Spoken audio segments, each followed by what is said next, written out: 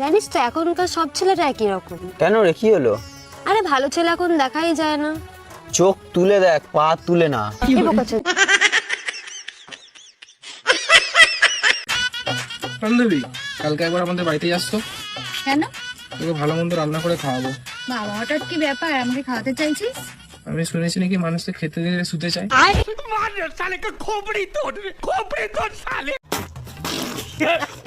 তো গাইস, আজকের ভিডিও সাজানো হয়েছে অস্থির বাঙালির অস্থির কিছু ফানি ভিডিও নিয়ে, যা দেখে আপনারা হাসতে হাসতে মাটিতে গড়াবেন। তবে হ্যাঁ, আপনারা যদি সম্পূর্ণ ভিডিও দেখার পরে যদি না হেসে পারেন তবে কমেন্টে জানিয়ে যাবেন। তবে হ্যাঁ, ভিডিওতে যদি এখনো লাইক না দিয়ে থাকেন তাহলে ভিডিওতে একটা লাইক করে যাবেন। তবে সাবস্ক্রাইব করতে কিন্তু মোটেও ভুল করবেন না।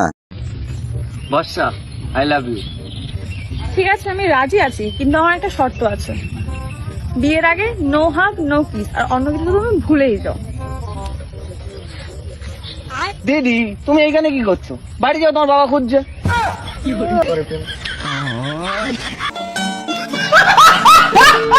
বান্ধবী এতদিন প্রেম করার পরে এখন বলতাছে সে নাকি বিয়ে করতে পারবে না। কেন, চলেন একটু দেখে আসি। আমি তোকে বিয়ে করতে পারবো না। কেন? কারণ তুই দুধওয়ালা। তো কি হয়েছে? যদি আমারটাও বিক্রি করে দিস। কি? ভাইরে, আপনার গার্লফ্রেন্ডে যদি আপনাকে কখনো বিশ্বাস দেখানোর জন্য নাম্বার বলতে বলে তাহলে এই ভিডিওর কথা মনে করবেন একবার। আচ্ছা বাবু, তুমি না আমাকে অনেক ভালোবাসো? হ্যাঁ, অবশ্যই।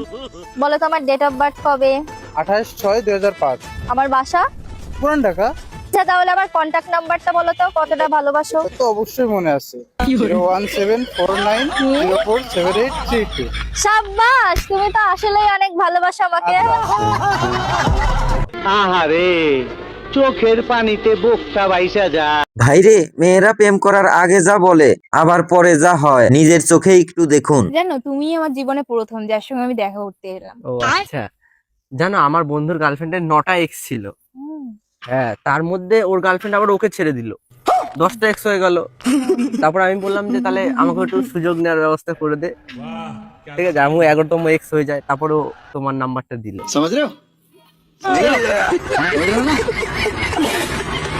আসলে ভাই, সত্যি কথা তো, কাকু তার কেন বয়ফ্রেন্ড হইতে যাবে বলেন তো? তার ভিতরে কি আছে যা অন্য মেয়ের ভিতরে নাই? কেন তোর বয়ফ্রেন্ড হতে যাব? কি আছে এমন তোর মধ্যে যা বাকি আর 5টা মেয়ের মধ্যে নেই? না, এটা ধরো। ধরলাম। এবারে মুটকিটা খোলো। খুললাম। তাহলে এবার এটা থেকে তুমি কি বুঝলে?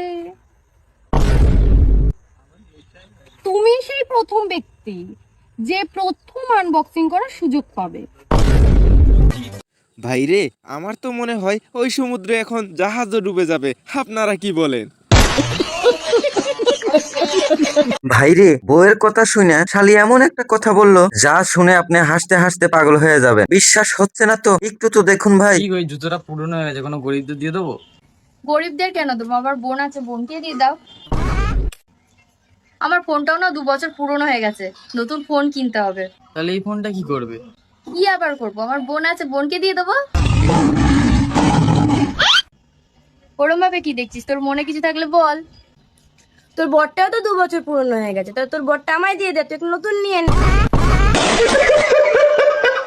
তো গাইস, একটা ভিডিও বানাতে অনেক কষ্ট করতে হয়, অনেক পরিশ্রম করতে হয়, শুধুমাত্র তোমাদের একটু হাসানোর জন্য, একটু বিনোদন দেওয়ার জন্য। কিন্তু তোমাদের কোনো কষ্ট করতে হয় না, কোনো পরিশ্রমও করতে হয় না, শুধুমাত্র ভিডিওতে একটা লাইক করে দিতে। প্লিজ ভিডিওতে একটা লাইক করে দাও। আর যদি নতুন হয়ে থাকো তাহলে অবশ্যই আমাদের চ্যানেলটি সাবস্ক্রাইব করে রাখবে। আজকালকার চাংড়ে পিলেকে দেখছো, বাপ মা স্কুল পাঠাইছে টাকা খরচা করে, আর সবাই পার্কে এসে এক্সট্রা ক্লাস করছে। খাওয়ার জিনিসে পা রাখতে হয় না। আমি আবার খাবার জিনিসে কোথায় পা রেখেছি? আমার চপ্পলে।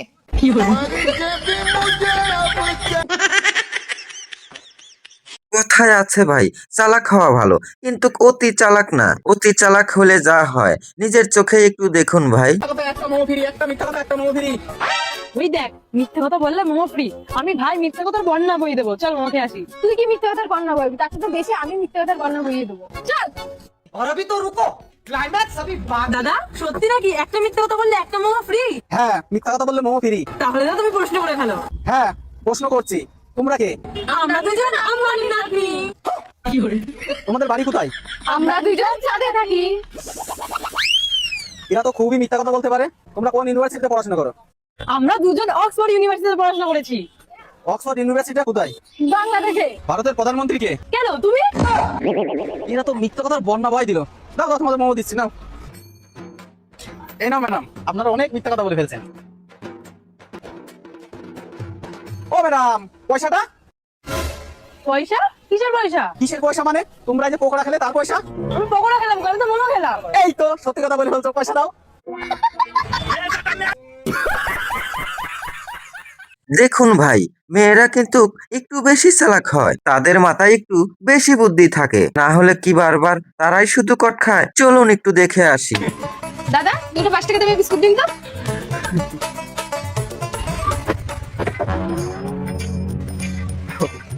আরে বিস্কুটটা দিন। लेकिन ये साला कर क्या रहा है यहाँ पे?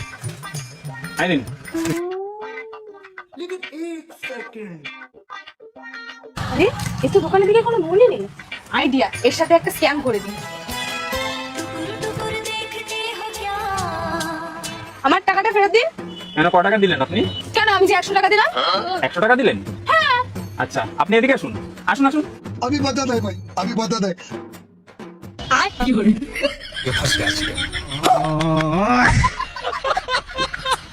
ভাইরে, আমি কিন্তু কনফার্ম এদের কথা শুনলে আমার মতো আপনিও হাসতে হাসতে পেট ব্যথা করে ফেলবেন। চলুন একটু শুনে আসি এরা কি বলে। আমরা সিআইডি থেকে এসেছি। শুনলাম নাকি কালকে এই বাড়ি চুরি হয়েছে। হ্যাঁ, কেন্দ্র তো বাড়ি হয়েছিল তো। কে কেন্দ্র? এই বাড়ির মালিক। কে এই বাড়ির মালিক? আমি। আরে সালে, কবে থেকে তুমি থাকছো এই বাড়িতে? যবে থেকে বিয়ে হয়েছে। বিয়ের পর থেকে? কার বিয়ে? বাবা মার।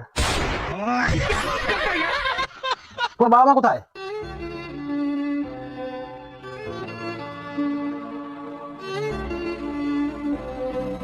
সরি ভাই, আমি বুঝতে পারিনি। আরে সরি বলছেন কেন? উপরের ঘরে আছে।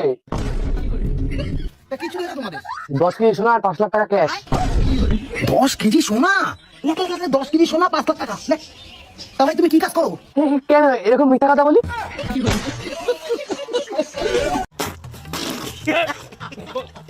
ভাইরে, বোনের জীবন থেকে চলে যাওয়ার জন্য যা যা দরকার আমি শুনে হাসতে হাসতে শেষ পর্যন্ত ভাই এ কি হলো, চলেন একটু দেখে আসি। তুই আমার বোনের জীবন থেকে সরে যাওয়ার জন্য কি নিবি? একটা BMW। ধর, এরে নিয়ে যা। দাদা বলতেছি, একটা বাইক দিলেও চলবে। বাইকটা কিছু দিতে পারবো না। তা না হলে একটা সাইকেল দেন, তাতেও হবে। কি সাইকেল? কিছু দিতে পারবো না তোকে। ভাই আপনি বুঝতে পারতেছেন না, এর পিছনে অনেক খরচ, এত খরচ আমি কিভাবে চালাবো? ভাই এর পিছনে অনেক খরচ, আমি চালাতে পারবো না। এই দাও, তুমি তোমার ভাইয়ের কাছে যাও। আমার বান্ধবীকে তার বাবা মা জোর করে বিয়ে দিচ্ছে, কিন্তু আমার বান্ধবী তার বিয়ের সময় শেষ ফোনটা যাকে করলো, চলেন একটু দেখে আসি। তুমি যদি আমাকে সত্যি ভালোবাসো তাহলে আমাকে নিয়ে পালাই চলো। আরে কি পালাবো কেনে? তোমার লেগে ঝাঁটার খেলতে ফুলের গাড়ি তৈরি করেছি, এক্ষুনি গাড়ি নিতেছি। মনে হয় যার সাথে আমার বিয়ে তাকেই ফোন লেগে গেছে।